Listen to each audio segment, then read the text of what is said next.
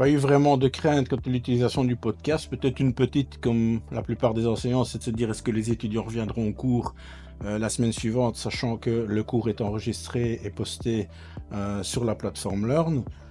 Très rapidement, je me suis rendu compte que les étudiants étaient toujours bien présents au cours, malgré donc la mise à disposition de la vidéo. Deuxième question que je me posais, c'est est-ce que les étudiants vont se servir de ces vidéos? Et à mon grand étonnement, je me suis rendu compte aux premiers examens qui suivaient ces enregistrements podcast que les étudiants les regardaient, s'en servaient pour préparer donc leurs examens. Alors, mes freins, c'était plutôt des freins, on va dire, personnels, parce qu'il faut avoir une bonne image de soi. Donc, une fois qu'on est filmé et qu'on se revoit, ben, on voit ses mimiques, on voit ses tics de langage.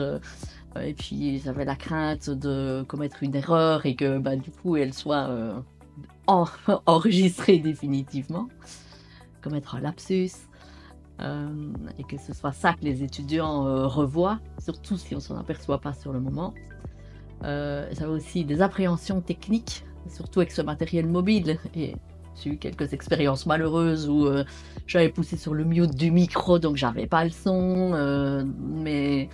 Mais ça a été résolu surtout par l'aide d'un collègue qui fait partie du service e-learning, donc Frédéric Sony, qui a été très dévoué pour venir mettre en place le matériel. Et assez vite, les étudiants ont pris le pli de donner un coup de main. Donc la boutade, c'était de dire qui est mon Steven Spielberg du jour. Et il y en avait toujours bien un pour donner un coup de main pour réaliser le câblage, faire les vérifications, lancer l'enregistrement, faire des pauses, etc. Oui, j'avais beaucoup de craintes. Déjà, je ne savais absolument pas le faire, l'utiliser. Je ne savais même pas que j'avais une caméra sur mon ordinateur, pour te dire. Et j'étais pas à l'aise non plus de montrer mon image. Et je me disais que ça allait être largement diffusé, qu'on allait me voir, et j'étais pas forcément à l'aise avec ça. Donc c'était mes craintes principales de ne pas y arriver et qu'on me voit, qu'on voit ma tête sur ces fameuses vidéos. Je ne dirais pas une crainte, mais probablement comme beaucoup de gens, je n'ai pas envie de perdre mon temps. Et donc, ma position quand j'écoute un podcast, c'est de chercher à aller directement vers ce qui m'intéresse, ce qui est tout à fait possible puisqu'on peut se balader dans un podcast, avancer, reculer en fonction des besoins. Au départ, on avait un peu peur que ce soit un peu chronophage, que ça prenne trop de temps de réécouter absolument tout le podcast. Donc c'est vrai que moi, je l'ai pas utilisé de cette manière-là. Je ne regardais jamais le podcast en entier. Par contre, je notais la minute à laquelle j'étais arrivée et je reversais là-dessus quand je refaisais ma prise de notes. Donc moi, ça me permettait d'écouter plus en cours, d'être plus attentif, de mieux comprendre le cours au moment où il était donné et de pas stresser pour ma prise de notes parce que je pouvais l'avoir après. Je prenais mes notes par après, quoi.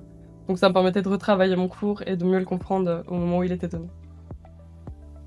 Oui, j'avais des craintes sur le matériel, parce qu'on n'est jamais à l'abri de couacs. J'en ai fait un petit peu les frais cette année-ci avec mon micro.